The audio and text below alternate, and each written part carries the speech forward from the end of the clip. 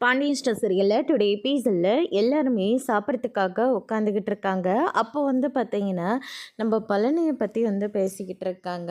என்னம்மா அந்த வீட்டிலலாம் எப்படி அப்படின்னு சொல்லிட்டு கேட்கவும், எதுக்குடா அந்த குறையை கேட்குறேன், அண்ணிங்க கூட நல்லாவே தான் சமைப்பாங்க, ஆனால் அக்காவோட கைப்பக்குவத்துக்கு அடுத்து தான் அண்ணிங்க அப்படின்னு சொல்லிட்டு பழனி சொல்லிட்டு இருக்காங்க. உடனே நம்ம செந்தில் இருந்துட்டு, ஏமாம்மா இங்கே எந்த வார்த்தை யூஸ் பண்ணுறீங்க, ஆனால் அங்கே என்ன சொல்வீங்கன்னு நான் சொல்லட்டுமா?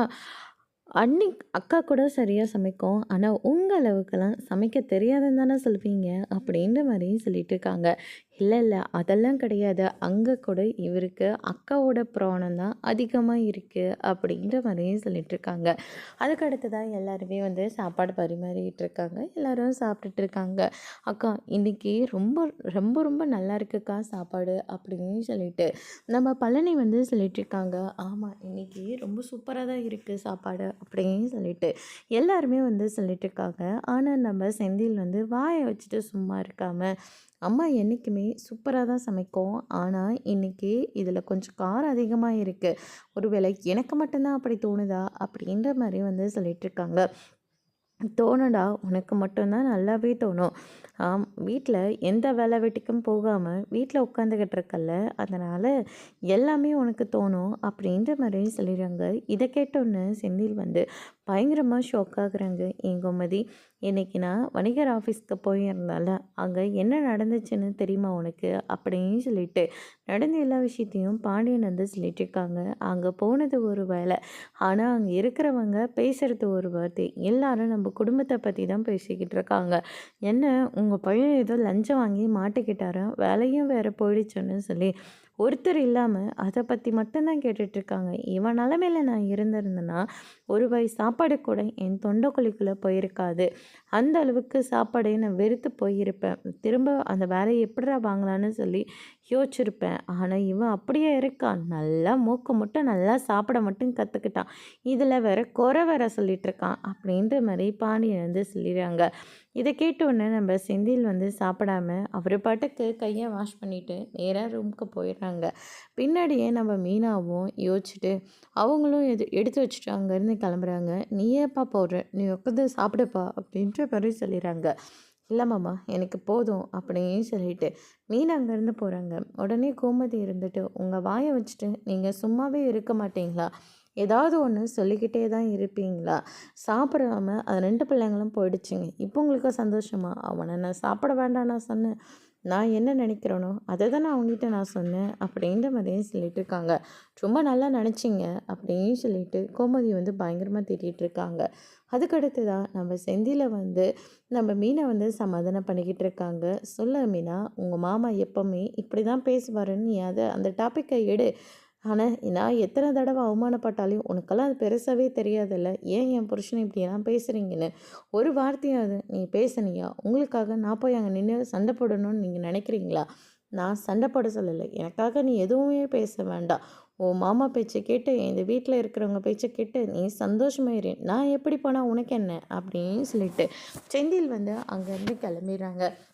அதுக்கு அடுத்ததான் இந்த பக்கம் நம்ம வெளியே உட்காந்துக்கிட்டு எல்லாருமே ஜாலியாக பேசிக்கிட்டு இருக்காங்க.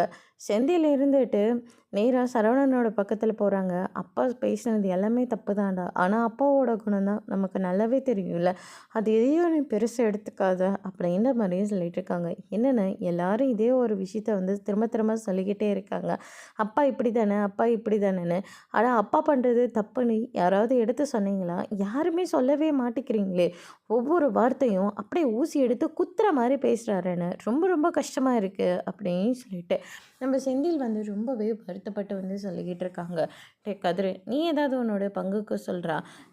ஓ, நீ தான் என் கூட சண்டை போட்டுட்டில்ல, நான் பேசினதுனால நீ இன்னும் கோவமாக இருக்கல்ல, அதெல்லாம் ஒன்றும் கிடையாதுன்னு. நீ பேசினது எனக்கும் ரொம்ப வருத்தமாக தான் இருந்துச்சு, அப்பாவோட பணத்தை கொடுக்கக்கூடாதுன்னா நான் நினைக்கலன்னு. நானும் என்னோடய செலவை எல்லாத்தையும் குறைச்சிக்கிட்டு கொஞ்சம் கொஞ்சமாக காசை சேர்த்து தானே வச்சுக்கிட்டு இருக்கேன். ஒன்ன அளவுக்குலாம் என்னால் பணத்தை தூக்கி கொடுக்க முடியலண்ணே, என்கிட்ட அவ்வளோ பணம்லாம் இல்லைண்ணே அப்படின்ற மாதிரியே சொல்லிடுறாங்க. உன்னை இழுத்து விடணுன்றதெல்லாம் ஒன்றும் இல்லைடா. அப்பா என்ன மட்டுமே திட்டிகிட்டு இருக்காரு. நான் என்ன பண்ணாலும் குத்தம் கண்டுபிடிச்சிட்டே இருக்காரு. அதனால் என்ன பேசுறதுன்னு தெரியாமல் அவர் மேலே இருந்த கோவத்தை உன் மேலே காட்டிட்டேன்டா. உன்னை பேசணும் நீ இன்னும் காசு கொடுக்கலன்னு கேட்கணுன்றதெல்லாம் என் அர்த்தமே இல்லைடா. எதுக்கு எடுத்தாலும் என்னை திட்டிக்கிட்டே இருக்காரு. பார்க்குறல்ல அப்படின்ற மாதிரி வந்து சொல்லிட்டு இருக்காங்க. அவர் திட்டுறத நீ ஏந்தண்டா. நீ அந்த மாதிரி நடந்துக்கிட்ட. ஐயோ மாமா, அந்த மாதிரி தான் நடந்துக்கிட்டேன். ஆனால் நான் திருந்திட்டு தானே சொல்கிறேன். யாரும் என்னை புரிஞ்சுக்கவே இல்லைல்ல அப்படின்ற மாதிரிலாம் சொல்லிக்கிட்டு இருக்காங்க. அதெல்லாம் ஒன்றுமே இல்லைடா, விட்றா, பார்த்துக்கலாம். உங்கள் அப்பா எப்போவுமே இப்படி தானே, அவர் பண்ணுறது தப்பு தான். ஆனால் என்ன பண்ண முடியும், விடு அப்படின்னு சொல்லிட்டு சிந்தியில் வந்து சமாதானம் பண்ணிகிட்டு இருக்காங்க. அதுக்கு அடுத்ததாக பாண்டியன் வந்து தூங்குறதுக்காக பாய் எடுக்கிறாங்க. கோமதி இருந்துட்டு, நீங்கள் பண்ணதெல்லாம் கொஞ்சமாவது நல்லா இருக்கா? ஏடி, தூங்குறதுக்கு பாய் எடுக்கிறது ஒரு குத்தமாடி? நான் ஒன்றும் அதை பற்றி கேட்கல. சாப்பிடும் போது இப்படி தான் பிள்ளைங்களோட மனசை காயப்படுத்துகிற மாதிரி பேசுவீங்களா? உங்களுக்கெல்லாம் கொஞ்சம் கூட மனசாட்சியே இல்லையா? அப்படின்னு சொல்லிட்டு பயங்கரமாக திட்டிகிட்டு இருக்காங்க. அதுக்கடுத்ததா அவன் அந்த மாதிரி நடந்துக்கணும். அவன் செய்கிற தப்பை அவனுக்கு சுட்டி காட்டினேன். எனக்கு இப்படி தான் பேச தெரியும் அப்படின்ற மாதிரிலாம் பாண்டியன் வந்து சொல்லிட்டு இருக்காங்க. உங்ககிட்ட போய் பேச முடியுமா அப்படின்னு சொல்லிட்டு நம்ம கோமதியை அமைதியாக போயிடுறாங்க. அதுக்கடுத்து தான் மீனா இருந்துட்டு டைமை பார்க்குறாங்க. டைம் ரொம்பவே போயிட்டுருக்கு. என்ன இது 11 மணிக்கு மேலே ஆகுது, அவரை இன்னும் காணமே அப்படின்னு சொல்லிட்டு மீனா ஒரு பக்கம் வாட்சையவே பார்த்துட்ருக்காங்க. சரின்னு சொல்லிட்டு அமைதியாக இருக்காங்க.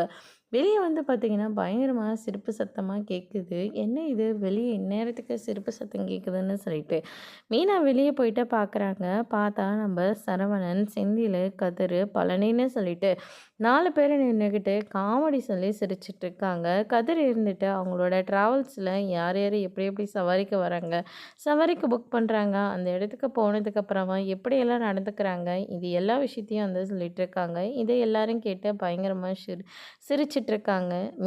மீனா இருந்துட்டு செந்தில் சந்தோஷமாக இருக்கிறத பார்த்து அங்கேருந்து எதுவுமே பேசாமல் கிளம்பி போயிடுறாங்க. அடுத்த நாள் காலையில் வந்து பார்த்திங்கன்னா எல்லாருமே உட்காந்து டீ குடிச்சிட்ருக்காங்க. அப்போ வந்து பார்த்திங்கன்னா நம்ம செந்தில் வராரு. என்ன பராச்சி, இன்னும் என் மேலே கோவத்தில் தான் இருக்கியா? நீ உன் அக்கா கிட்ட இருந்து கற்றுக்க வேண்டியதெல்லாம் நிறையவே இருக்குது அப்படின்ற மாதிரிலாம் வந்து சொல்லிட்டுருக்காங்க. அதுக்கடுத்து தான் நம்ம கோமதி வராங்க. கோயிலுக்கு போயிட்டு வந்து எல்லாருக்கும் திணற வச்சு விடுறாங்க. அப்போ எல்லாரும் காஃபி குடிச்சிட்டிங்களா அப்படின்னு சொல்லிட்டு கேட்கவும், நான் இன்னும் குடிக்கல அப்படின்ற மாதிரியே செந்தில் வந்து சொல்கிறாங்க. அதுக்கடுத்து தான் எல்லாரும் செந்திலவே பார்த்துக்கிட்டு இருக்காங்க. வேண்டாம் வேண்டாம், அப்புறமா வேலை வெட்டி இல்லாதவனுக்கு காஃபி ஒரு கேடா அப்படின்னு சொல்லிட்டு அதுக்கும் அந்த மனுஷன் ஏதாவது சொல்லுவார். நீ ரொம்ப ஓவராக பண்ணாதடா அப்படின்னு சொல்லிட்டு கோமதி எடுத்துகிட்டு வரதுக்காக கிளம்பி போகிறாங்க. அதுக்கடுத்ததாக வந்து பார்த்திங்கன்னா இந்த சைடு எப்பராச்சி மீனா மாதிரி சில விஷயங்களை நீ கற்றுக்கணும். புருஷனை பற்றி யார் என்ன சொன்னாலையும் இந்த காதிலே போட்டுக்காம அமைதியாக இருக்கணும். அதுதான் மீனாவோட பாலிசி அப்படின்ற மாதிரி சொல்லிடுறாங்க. மீனா இதை கேட்டு ரொம்பவே கோவப்படுறாங்க. அதோடு இன்னைக்கான எபிசோட் முடிச்சிருக்காங்க. இனி பாண்டியன் ஸ்டோர் சீரியலில் அடுத்தடுத்து என்னெல்லாம் நடக்க போகுதுன்றதை வெயிட் பண்ணி பார்க்கலாம். தேங்க்யூ.